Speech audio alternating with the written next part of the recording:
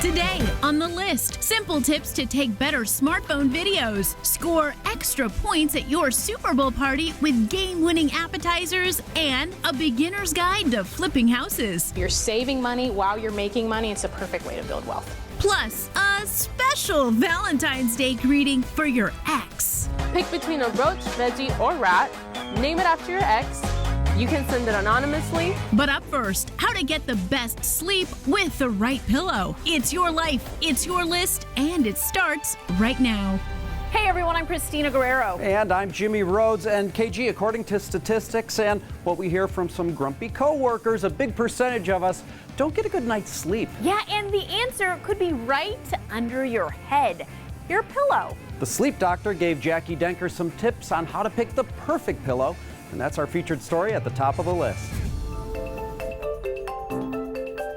People spend days or even weeks on research when they're buying a new mattress. But what you put under your head may be more important. The purpose of the pillow, it wants to keep your nose in line with your sternum. You want to be in a neutral position from a head perspective to the mattress. Dr. Michael Bruce, aka the Sleep Doctor, awakens us to the ways a pillow can improve our slumber. For starters, what pillow is right for you? There are as many different pillow types almost as different types of sleepers. There are back, side, and stomach sleepers, and people with medical requirements. So he says there are 3 questions to ask yourself. Number 1, squishy or firm? The second question is, what position do I start out in? And then the final question is, do I have any upper back or neck pain? If you do, stop, talk to your doctor.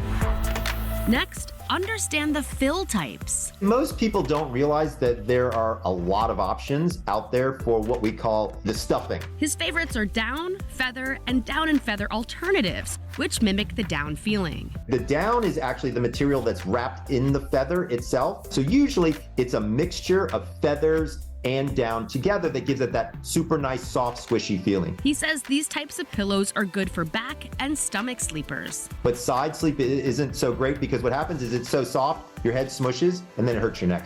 If you're a side sleeper, a popular choice is memory foam. Because it makes up for the space between the outside of your shoulder and your ear. But he warns that memory foam doesn't dissipate heat well, which is why he prefers latex. Latex does the one thing that no other substance does, which is it gives you support with still being very flexible. Finally, specialty pillows. Most specialty pillows that we generally see usually are addressing an issue of pain or strain. One of the more well-known is the neck pillow. A lot of people think of neck pillows only when they travel. When I travel, I actually sleep in my bed with my neck pillow. Because when you're in a hotel, a lot of times they're not great pillows. Often they can be too thick and bend your head forward. But I can add that extra support of that cervical pillow, and it can be quite helpful. For side sleepers, he likes knee pillows. If you're a side sleeper, if your knees touch, right, and start to rub against each other, it hurts. He says you can toss a regular pillow between your knees, but specialty knee pillows come with an extra benefit. Many times it will be strapped onto one of your legs, and so if it's attached to like one of your legs, when you roll over, it can then stay there. And if people have acid reflux issues, Dr. Bruce suggests a wedge pillow. It keeps the acid in your stomach and you don't get that acrid, taste in the back of your throat. For more information, you can head to thesleepdoctor.com/bestpillows. Keeping your head in the game with Pillow Talk is at the top of the list. Real estate can go up and down, then up again, faster than a roller coaster. And sure, it can take your breath away, but over the long term, it's generally considered a strong investment. Now, if you're looking to get started, we have street smart advice from a woman who's made a fortune flipping homes. Fixer-upper, flip or flop, hometown, brother versus brother. There are so many house flipping shows for a reason. Done the right way, it can make you rich. If I want to go buy $1 million in stocks, I need $1 million. If I want to buy $1 million in real estate, I might only need $250,000 or $300,000 to buy that property. So it's a way to leverage your wealth a lot quicker. Candy Valentino, author of Wealth Habits, has invested in real estate for 2 decades. Her latest project? 2 multi-million-dollar mansions in Paradise Valley, Arizona. She paid $1.8 million for this one in 2020 and $4.5 million for the one next door in 2022. Not bad for someone who started pretty small. First property I bought was $23,000 in a foreclosure. Whew. It was money that I had saved to buy a car. If I would have bought that car for $30,000, I probably wouldn't even be worth $3,000 or $4,000 today. But that property that I bought for $23,000 cash flowed rent over and over and over for the last 20 years and is now worth tenfold that same amount. So you want to invest in real estate, but how do you start? The easiest hack to get into real estate: buy a duplex, a triplex, or a small quad apartment building. You live in one of the units and then you rent out the others. Some cities still have decent deals on multi-unit properties. She says living in it for a year may help you qualify for an FHA loan. Which makes you not only have to put like 3.5% down as opposed to 20 or 25%. And then once you're there for a year, you move out, rinse and repeat, and you put somebody else in the unit that you were living in. Candy says real estate could give you 3 benefits. You get property appreciation, you get cash flow from the property, and then you get what everybody wants when they have a business, which is the tax deduction. She deducts repairs and depreciation. Property appreciates, you get to write off depreciation, so you're saving money while you're making money. It's a perfect way to build wealth. Holy cow, this sounds great. I'm in. Finally, here's Candy's advice if you want to flip properties. Buy the ugliest house on the street. Right. Get on Zillow and Realtor and look at what properties have actually sold for. So that you can see the square footage price. And when I looked at this house in particular, they had not touched it for almost 30 years. Time for a facelift. Candy's construction crew completely renoed it. She also tries to live in her flips for 2 years to get another tax break. It's called a primary residence exclusion, which just saves you a little bit on cap gains when you go to sell the property. So 2 years ago, I bought it for 1.8 all Okay. in. Did a massive renovation, everything down to the studs. I mean, It looks like it. Yeah, this is amazing. Thank you. since we shot this interview, it sold for close to $4.4 million. Now she's living in and renovating the bigger house next door. We're building a flipping fortune through real estate. Super Bowl Sunday is almost here, and if you are planning a get-together, well, we are here to coach you on bringing your appetizers to an MVP level. Put the pigs in a blanket down because it is time for some new game day foods. When I think football season, I think, well, let me roll up my sleeves and let's think of some really fun snacks. To level up your menu for the big game, we met up with Miami restaurateur and celebrity chef Adrian Calvo. We're kicking off with game day nachos. We're actually building layers and layers of flavor. I made my red chili enchilada sauce by steeping in chicken stock, guajillo chilies, chili de árbol. We had some onions and garlic and cumin, coriander, chili powders, all that simmered for a really long time. We put it in the blender and we have this beautiful sauce. Next, layer the cheese. So what this does is protect the actual tortilla from the rest of the ingredients, from the moisture getting to it. Next, add pinto beans, then drizzle the enchilada sauce. Are they already warmed, or do we just want to put them on cold? On cold, because this is going to go into the oven. Okay, got it. Add hatch chilies and pop in the oven. Do you want to throw this in before your guests arrive, as your guests are arriving, or right before Question. you? Yeah. Okay, so I like to do this as they're already like parking. Okay. So that they get that ooey gooey-ness, like once they take that chip. 3 to 5 minutes in the oven, take out the nachos and add fresh tomato, scallion, cilantro, and sour cream. I've already got my eye on my nacho. Look at that cheese. Oh, that's pull apart. Next on the field, cheeseburger tots. So I started off by cooking up some tater tots, kind of 75% of the way, popped them out of the oven, and then I smashed them with my thumb into this mini muffin tin. Then I cooked up some ground beef, seasoned it a little bit, then we put that in the center, in the pocket of these tater tots. Then we topped it off with some cheddar cheese. Pop in the oven until the cheese is melted. So next, we're going to layer on the special sauce. And top with sesame seeds. Oh my gosh, that is so delicious. And our final app is guaranteed to score with the crowd. So here we have our cheesy elote dip. Oh my gosh, it's still sizzling right out of the oven. Oh yes. I'm very excited. Also, we need a vegetable to make this party healthy.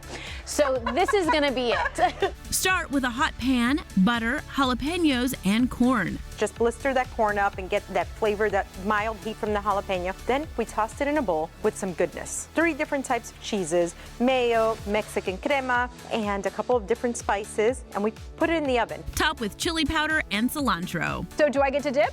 When you dip, I dip, we dip. Let's go. I had a fumble.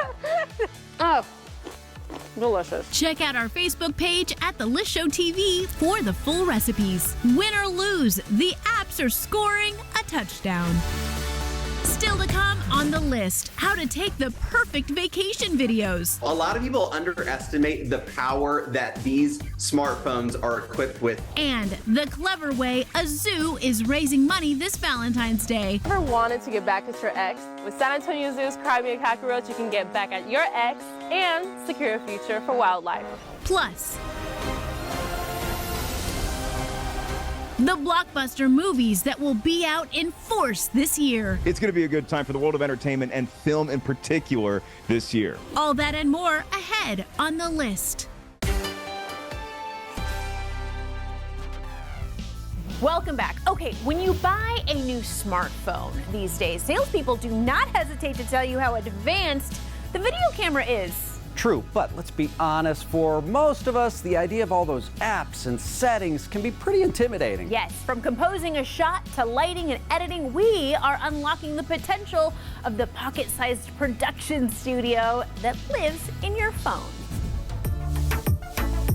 Professional videographer Brady Clayton is getting some incredible high-quality video, not with a fancy camera, but with his smartphone. A lot of people underestimate the power that these smartphones are equipped with in their lenses and their cameras. He wants to help us produce pro-quality videos without spending any additional money.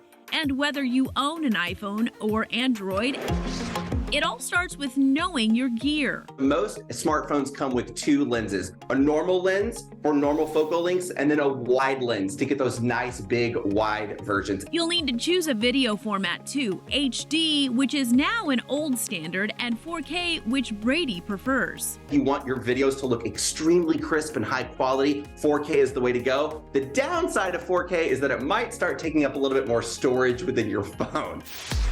Next up, time to compose and shoot. When you're filming, composition is the biggest, most important thing to keep at the forefront of your mind, making sure that your subject is well focused, or that you're getting a nice, beautiful angle with a nice backdrop. Then there are 3 basic shots every videographer must know. Wide, medium, and tight. We intentionally shoot wide shots to provide an establishing shot, to set the scene. Then we're gonna move into the action with a little bit more of a medium shot. And then we're gonna wanna move into a tight shot. And a tight shot really captures that up close detail. Another pro tip, to add movement to your shots, first steady your phone with fingers on each side. Keep your core tight like he's doing and add movement to your phone. Make sure that you're walking in a real slow, nice, methodical manner, and you'll be able to pull off some amazing shots that are ultra smooth. We'll wrap up with an easy way to edit. Brady prefers the InShot app, free for iOS and Android. You're able to import all of your videos from your camera roll seamlessly and put together an amazing story. You can add a song and arrange some clips in the order you want to see them. Start wide and go from there. Spice it up by adding slow motion shots. Most smartphones have this feature, like filming a nice beverage pour, for example. You can film that person pouring it in normal, but then you can cut to a really close version of it, of the liquid slowly coming out. And in only a few minutes, I was on my way to creating a mini masterpiece. Hey guys, welcome to my show. It's Snack Time with Christina Guerrero. If you'd like to learn more video tips and tricks from Brady, check out his website at bradyclayton.com. We are going pro with smartphone video. February is the month of love, and if you're looking for something exciting to do, don't worry, because Teresa Strasser found some of the best Valentine's Day celebrations happening across America. Hey, Teresa. Thank you. Valentine's Day is just around the corner, and we've got ways to celebrate whether you're with someone or you're single. Coming in at number 1, Loveland Sweetheart Festival in Colorado. This family-friendly event takes place in downtown Loveland from February 10th to the 11th. It will offer live music, food trucks, contests, the Sweetheart Classic 4-mile race, and much more.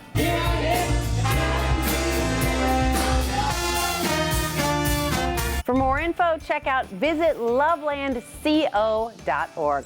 At number 2, Love in Times Square, New York. It's the perfect place for a date night to say I love you, I do, or will you marry me? Couples can make the day really special by popping the question under the iconic American Eagle screen. Or you can get married in the heart of Times Square. In the power of the state of New York invested in me, I now pronounce you married. But if you've already tied the knot, don't worry, because you can renew your vows. It is my privilege to pronounce you once again lovers for life.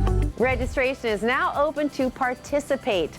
For more info, visit timesquarenyc.org. And last on our Valentine's Day celebrations is something for the singles, the Cry Me a Cockroach fundraiser in Texas. Help San Antonio Zoo secure a future for wildlife by naming a roach after your ex. For the 4th year, the fundraiser is being hosted by the San Antonio Zoo.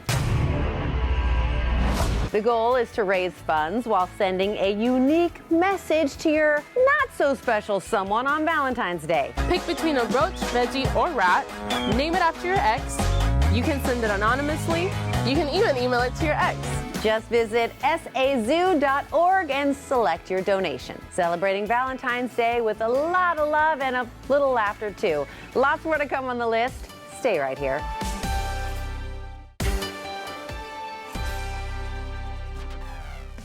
We are back, friends, and on today's watch list, looking at Oscar nominations, 2022 was a pretty great year for new movies, but if you think Hollywood's resting on its laurels, forget it. Hattie DeJamal is highlighting a few of the upcoming films coming in 2023.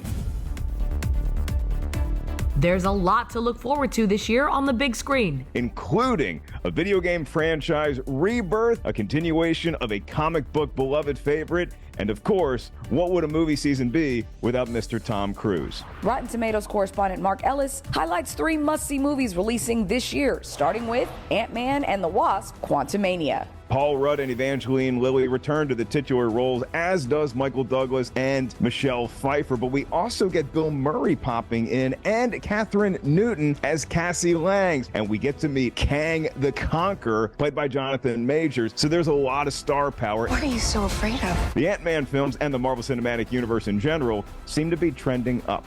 Not everybody gets a chance to save the world. Ant-Man and the Wasp: QUANTUMANIA blasts into theaters February 17th. Next, the Super Mario Brothers movie. Mario and Luigi return as the pillars of the world of Nintendo, voiced by Chris Pratt and Charlie Day. I got this. No problem. But they're not alone. Of course, it's the world of Mario, so we have a princess played by Anya Taylor-Joy, and last, Bowser, voiced by the inimitable Jack Black. Now who's gonna stop me? The Super Mario Brothers movie speeds into theaters April 7th. We all know the property, we all grew up playing the game, and now we get to see what the world of Mario has in store for us in 2023. No pressure. Finally, Mission Impossible: Dead Reckoning Part 1. It's just the first part of a film that looks like it might be closing the loop on Ethan Hunt's run as a super spy secret agent for sometimes the United States, but sometimes he's just running for his life. And in a Tom Cruise movie, you do expect a lot of running. Not only do we get Cruise returning, Ving Rhames, Simon Pegg, and Rebecca Ferguson all coming back for Dead Reckoning Part 1. Mission Impossible: Dead Reckoning Part 1 drives into theaters July 14th. Tom Cruise has climbed the tallest building in the world. He's dangling on the side of an airplane. Well, the trailer for Dead Reckoning Part 1 indicates that we may have stunts like that and then some. It's going to be a good time for the world of entertainment and film in particular this year. Some of 2023's biggest movies on the watch list. We'll be right back.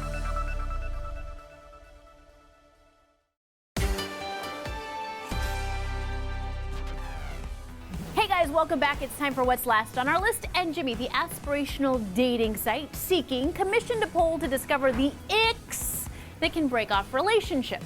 Icks? I'm guessing that must be the icky things that turn you off enough to break up? Exactly. This survey wanted to get at the little annoyances that make people call it quits. And it turns out 65% of Americans have ended a relationship because of an ick. Okay, that's a lot. So what are the icks? Hit me. Okay, the top ick is smelling bad. Okay, that's fair, Right? yes. Okay, the number 2 ick, being obsessed with star signs. Oh no, people are gonna break up with the list. I know, we do love a good zodiac story here, but I will tell you there are some strangely specific icks too, right? 14% of people will dump someone who claps when the plane lands. Okay, I only do that when the weather's bad, you know, the pilot has to earn it. Yeah, okay, for 14% of men, sharing food on a first date, well, that's a deal breaker. Okay, wait, that's a great way to explore more of the menu. I totally agree. Okay, let's speed round some more icks. Long fingernails, ick. Okay, that's bad news for banjo players, Yeah. sorry. Using a baby voice. Okay, I'm not your dog, stop that. And this one's a total tell, right? Being rude to a waiter. An absolute deal breaker, yes. And get this, 35% of respondents think there's no such thing as being too picky on the dating scene. Yeah, and I'm guessing those 35% are still single. Yeah, probably. And friends, that's what's last on our list. Thanks for watching. We will see you next time. Tomorrow on the list, easy to make pizzas for the big game. It's a blank canvas, so you can make it taste however you want. Plus, how crystals could help your love life. It's great for drawing love and attracting love into your life. And tamales that come with a positive message. And I want that through my food, people can just have hope and happiness. Tomorrow on the list.